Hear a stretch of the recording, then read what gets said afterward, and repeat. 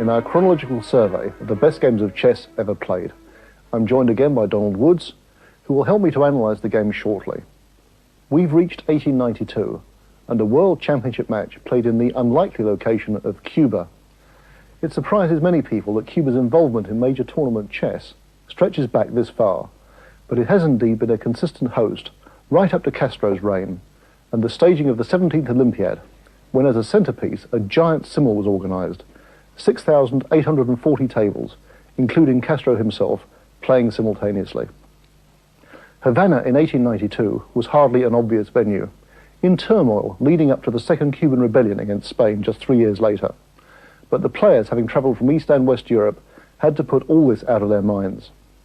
The reigning champion at that time, having become the first official world chess champion in 1886, was Wilhelm Steinitz. Born in Prague, he moved to Vienna, where he tried to make a living as a journalist. The lure of chess, however, proved too strong, and he eventually became a chess professional. In his first international tournament, played in London in 1862, he represented Austria. He subsequently decided to make his home in London, which was rapidly becoming the capital of world chess. Steinitz rapidly became a denizen of Simpsons, where challenges from amateurs helped to augment his income. Once in London, Steinitz dominated British chess. In 1866, he won a match against Anderson, the victor of London 1851, and he went on to crush Bird and Blackburn, two of the leading English masters, in set contests. He continued to work as a journalist, contributing columns for the Field magazine and for Figaro, but his main journalistic effort was as proprietor and editor of the International Chess magazine from 1885 to 1891, a controversial and a distinguished publication that is now a collector's item. In the 1880s, Johann Zukertort emerged to challenge Steinitz's predominance. A fierce rivalry developed between them, and both men claimed to be the world's strongest player. In 1886, the issue was settled in the first World Championship match in America, won overwhelmingly by Steinitz. He was the best player in the world for 8 years, and left a legacy of profound influence on the strategic development of the game. But in 1894, he suffered painful defeat at the hands of the youthful Emanuel Lasker, who, at the age of 25, wrested the World Championship from his veteran opponent. A return match was held in Moscow 2 years later. But it would have been better for Steinitz if he had never played. He lost 10 games, drew 5 and won 2. This stinging humiliation caused a mental breakdown, and he began to insist that he could make telephone calls without the need for any apparatus. Steinitz was briefly interned in the Moscow Morozov Asylum. Mercifully, he recovered and for some years continued to play successfully in tournaments, but in 1900 he died in utter poverty in New York and was given a pauper's burial at the Evergreen Cemetery, Brooklyn. The memory of his final destitution has haunted masters of the game ever since. His opponent in the 1892 World Championship was Mikhail Chigorin. Chigorin was born near St. Petersburg in 1850, where he later founded a chess club. Chigorin was the first Russian player to achieve world prominence. He was a powerfully built individual, fond of the pleasures of life, and the photos which have come down to us portray a fierce-looking man with an aggressive cut to his beard. In decades to come, Chigorin was idolized by the Soviets as the founder of the so-called Soviet School of Chess. In fact, he was nothing of the sort. He was simply a chess professional eking out his living by playing and writing about the game. In 1883, he was placed 4th in the Great London Tournament, and in 1889 he had first unsuccessfully challenged Steinitz for the World Championship. His best tournament results were achieved in the 1890s, including second place in Hastings in 1895. The game I have chosen is the best in the series of World Championship matches between the Austrian and the Russian champions. It was also notable for the bracing refreshments selected by the masters during play. Chigorin was supplied with free brandy and Steinitz with unlimited champagne. Their glasses stood beside the board during play. Steinitz explained later that he drank the champagne under medical advice in order to fortify his nerves. So let's turn to the game. Steinitz is white, Chigorin's black, and for the third time in our series we see the opening move pawn to e4, and again for the third time we see this reply black pawn going to e5. And Steinitz, the founder of the scientific school of chess, brings out his knight, attacking the black pawn, and Chigorin defends the pawn with his knight. A sensible developing move. And now Steinitz chooses bishop b5, the Roy Lopez opening. It's the first Roy Lopez we've seen in the series. Donald, do you ever play the Roy Lopez? Yes, quite often, Ray. In fact, it's still quite popular on the league circuit, although I've been flirting increasingly with the English opening recently. I feel it's only right. I've lived in Britain for 12 years. Mm-hmm.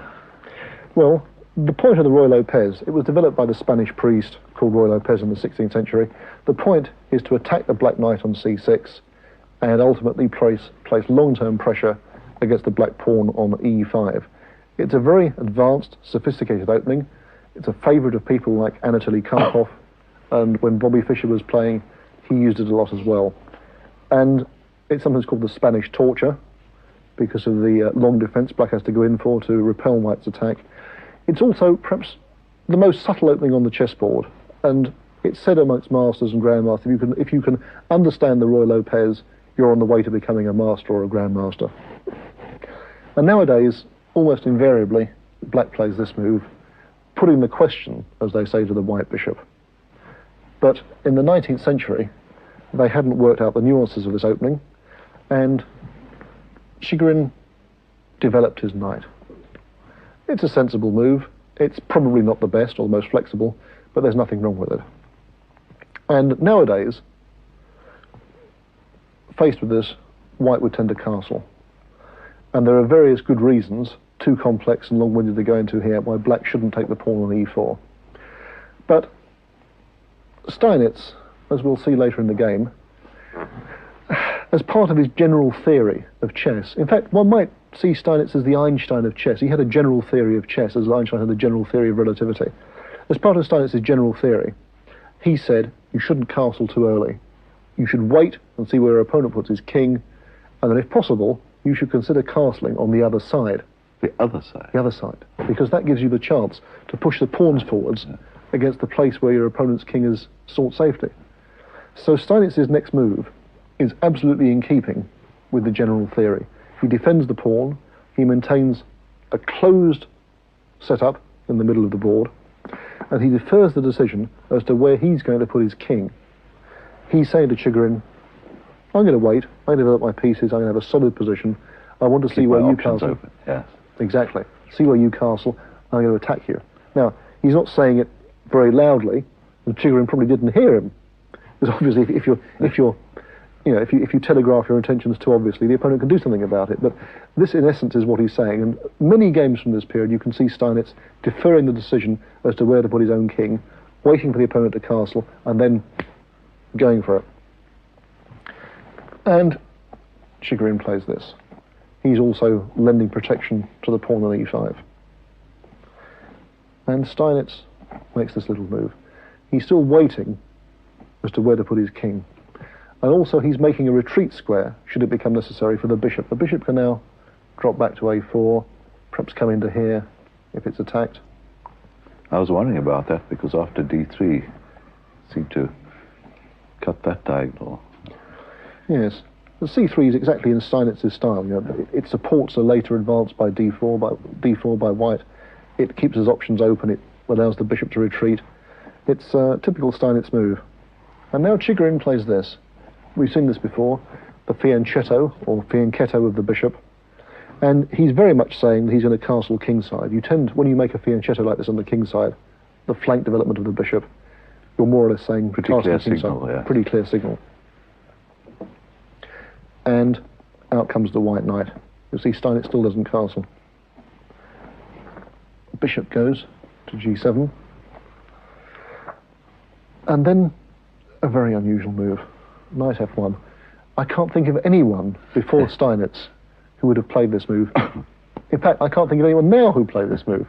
It's so unusual to move this knight all the way over to the king's side quite so early. Except insofar as you've already explained how his mind's working, that's where he's going to go down, isn't it? That's right. He's going to castle queenside, so He's getting his stuff ready on that side. That's right. And by modern standards, this would be seen as intolerably slow. But in those days, the opponents didn't understand what he was doing, and he could catch people in these long-range strategic traps. And now, Black played this innocent-looking move. He castled. In fact, there's nothing wrong with it at all. But it gives Steinitz the grist that he needs for his mill.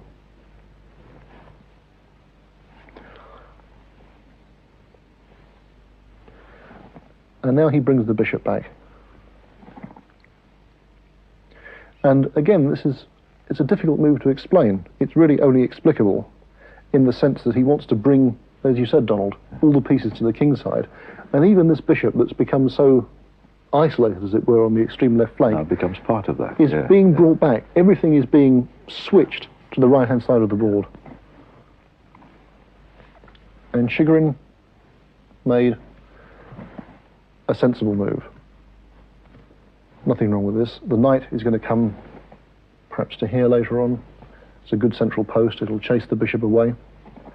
And in some senses too, he's preparing this sort of thrust, where he uses the fact that he's castled to attack on the king side. Now, if White had castled on the king side already, yes, very useful. But he hasn't committed himself, so although this is an aggressive option for Black in the future, it's still not clearly something that's totally desirable. In fact, well, I guess that Steinitz would be rather glad he's done that, wouldn't he? Yes, I mean, Steinitz was really hoping Black would weaken himself in that way. And he continues to maneuver, and he brings up the knight to e3. And now his knights are in very good central squares, looking at the king side. And for example, this knight, it might hop in to the d5 square, again, glancing towards the black king side. Now, Ray, I can give you an insight into us average club players. You see, we'd go along with that up to that point, but I think the bishop would have been moved before the knight moved. You know, the bishop on c1. Yes, try and clear, if we're going to castle queen side, try and get the interference out of the way first. And of course, that's what makes the difference between us and these great geniuses. Yes, Steinitz has this strange indifference to developing the bishop. I mean, he's got his plan. He's implementing his own it good time. Inexorably. And Black played this. It's a good move. It attacks the bishop. We've seen in Programme 3 that giving up a bishop gratuitously in the opening is a bad idea. Giving the opponent the advantage of two bishops is a dreadful mistake. Steinitz knew that very well, better than anybody else at the time, and he brings back the bishop. Now, here I think Black starts to go wrong. So far I think Chigorin's play has been really impeccable. There's nothing wrong with it. He's fallen in perhaps a little bit too readily with Steinitz's plans about castling, but there's nothing else wrong at all. And now I think he should try to exploit the fact that he's got all these pieces on the queen side, and maybe a move like this will be very good, and then perhaps try to push the pawn on, to use the fact that his knights are bunched up on the queen side. He shouldn't be at this stage too worried about being pretty weak along H there, should he? No, because if White is going to attack on the king side, he must castle on the queen side. Right. And by making a move like this, he would already discourage White from doing that. He'd force White to think more in terms of castling the other side. Yeah. And there are other moves, but what Chigorin does now is perhaps a little bit too passive and falling in too readily with White's plans. He moves the knight to here. And now Steinitz seizes his chance. This move. Excellent, vigorous move. There's no messing around. That's right. And now we see the pawn is going to advance against the black king. It's a little foot soldier with a torch in his hand waiting to set fire to the residence of the black king. And behind that pawn, don't forget, the rook. That's right.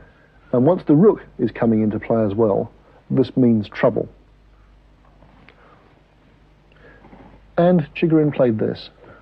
Alarm bells ringing. Alarm bells ringing. He's bringing over the knights to defend his king, but he's also planning, in some circumstances he's still thinking of this move, though he's perhaps thinking about it less than before, but he's also thinking about a well-known rule in chess that when the opponent attacks on the edge, you counterattack in the center. He's thinking about breaking with this, which is pretty sensible. That's a matter of who beats who to the punch, then. Steinitz pushes on. And Chigorin, ignoring it, strikes back in the middle. In principle, this is the right way to get counterplay. And now Steinitz takes on g6. And now we see, this is one of the most important moments in the history of chess thinking, Donald.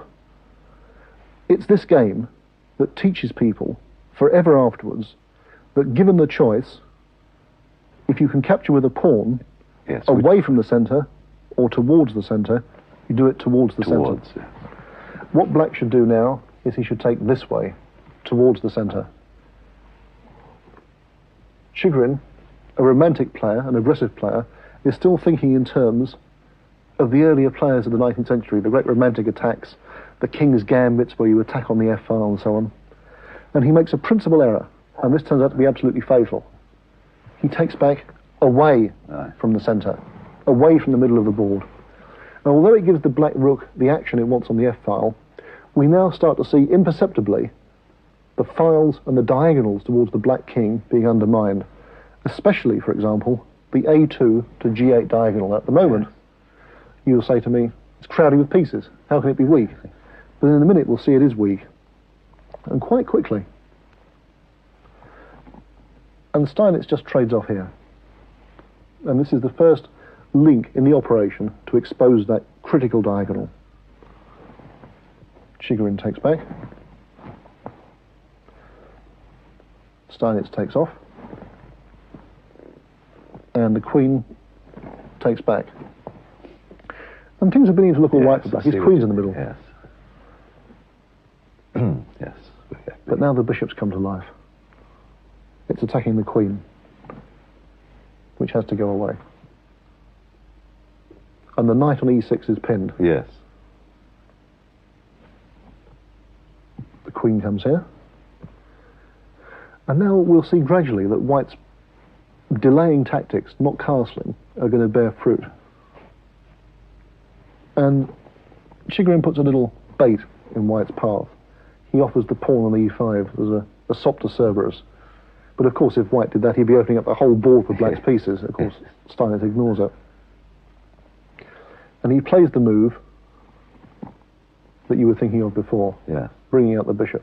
But now look at the coordination of the white forces. Look how things have improved. You know, by waiting, he's chosen the optimum moment for bringing this piece into the game. Did Steinitz always delay casting?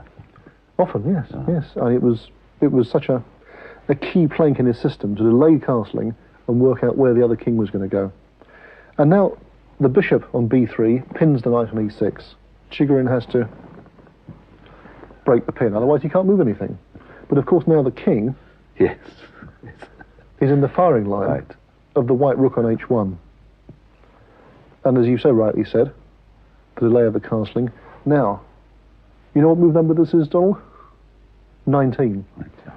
He's got 19 moves without castling. And if he was a schoolboy now learning chess, the master would have caned him. They're very bad, yes.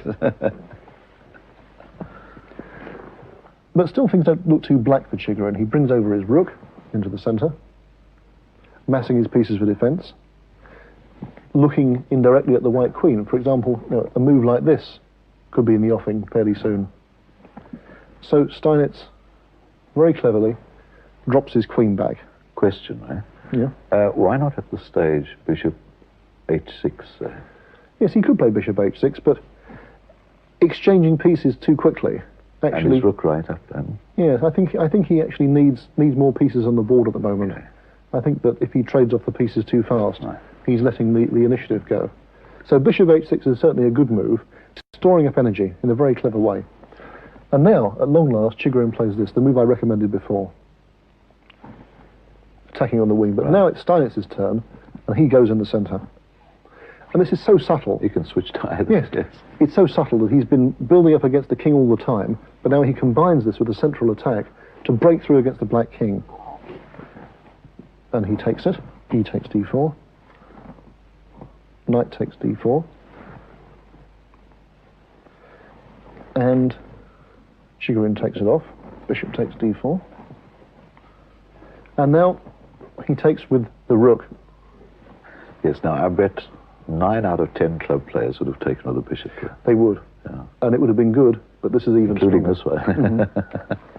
And now Chigorin snaps at the bait. he takes the rook. Not to give the check. And he must have been expecting that white would play bishop on e3, takes d4 check. Yes.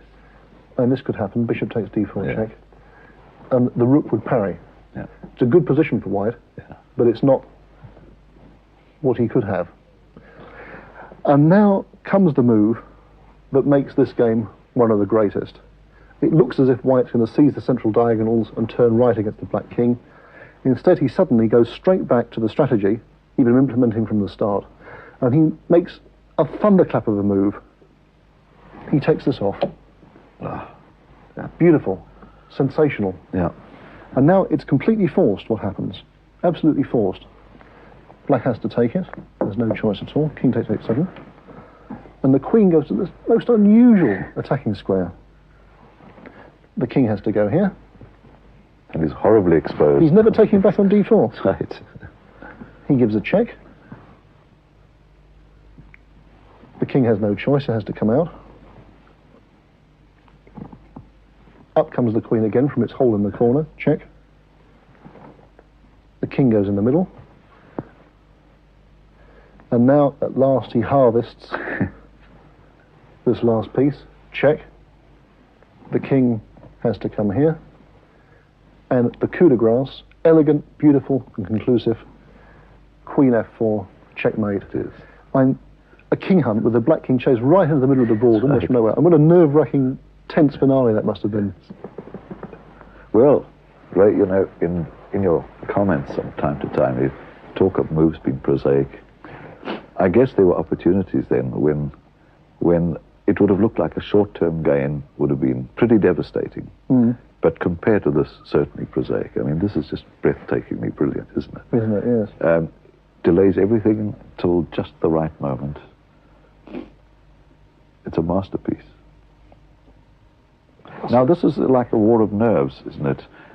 And in your introduction, you spoke of the, you know, the nerve aspect of this. Do you grandmasters get as nervous as we do at tournaments? Dreadfully nervous, yes. Extremely nervous. I mean, many grandmasters have superstitions and things, you know, worried about, you know, numbers 13 and so on. Kasparov is always thinking that the number 13 is good for him.